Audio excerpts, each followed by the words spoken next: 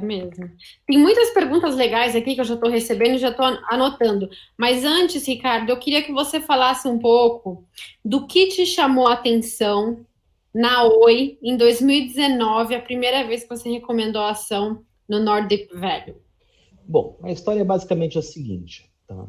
A Oi, ela está em recuperação judicial, eu acredito que desde meados de 2016, 2017. Se eu estiver falando bobagem, o Matheus me corrige. Isso E mesmo. ela era, então, a maior recuperação judicial da história brasileira. Ela foi eventualmente destronada pela Odebrecht, desse posto tão maravilhoso. E quando a gente olha mais para trás, né, a própria história da companhia, as circunstâncias nas quais a Oi surgiu enquanto fusão de Telemar, de Brasil Telecom, todas as questões acionárias que ocorreram ali dentro relacionadas a Portugal Telecom. Eu já falei isso em outras ocasiões, mas eu vou repetir. O caso da Oi, a história da Oi, está esperando por um jornalista talentoso que queira escrever um livro sobre uma das histórias mais controversas do empresariado brasileiro. Porque, assim, a história de Oi é digna de novela. É um negócio absolutamente impressionante.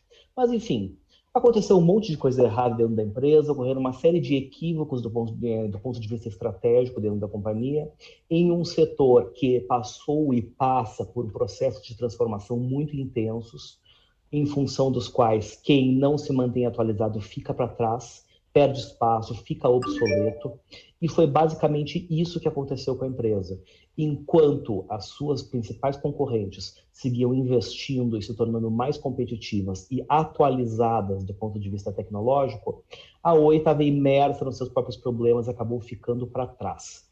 O que acabou acontecendo, chegou um certo momento em que os principais serviços da empresa, que diziam respeito basicamente à voz, baseado na tecnologia ainda de cobre, a tecnologia antiga, e dados sobre cobre, começaram a cair em obsolescência e o faturamento da empresa começou a cair vertiginosamente. E isso combinado com um endividamento elevado e uma capacidade de geração de caixa cada vez menor. Isso tudo levou a empresa, eventualmente, para a recuperação judicial.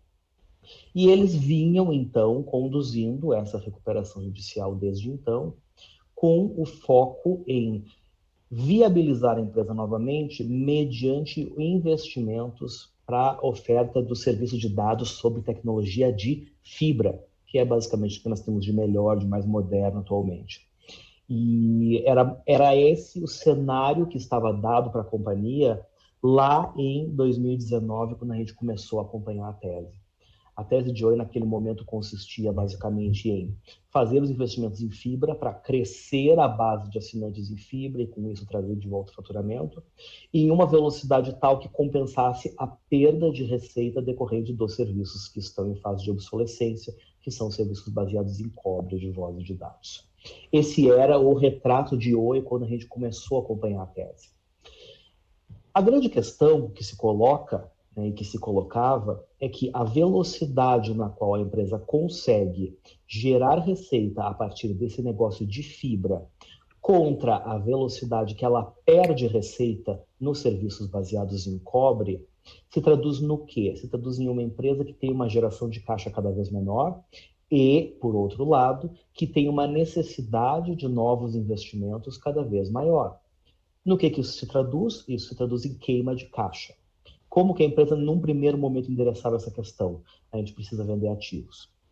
E, de fato, eles se focaram principalmente na venda da Unitel, que era uma operadora de telefonia móvel em Angola, na qual a Oi tinha uma participação que era fruto do tempo que ela era controlada pela Portugal Telecom. E eles também colocaram grandes apostas sobre o novo marco das telecomunicações, em função das possibilidades que esse novo marco abriria com relação à venda de ativos que fazem parte da concessão de telefonia fixa, mas que não tem mais serventia nessa concessão. Aqui eu estou falando principalmente de imóveis, né? A Oi tem uma quantidade substancial de imóveis Brasil afora. Eles acabaram conseguindo vender a Unitel. Por outro lado, o novo marco foi aprovado, mas até as coisas serem regulamentadas pela Anatel vai devagar.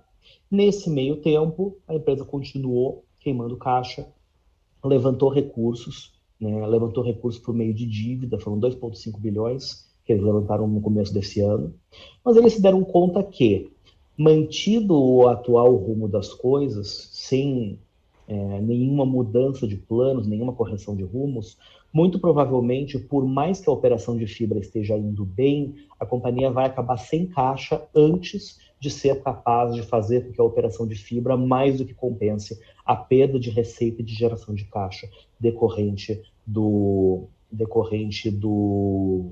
da obsolescência aí dos serviços de cobre.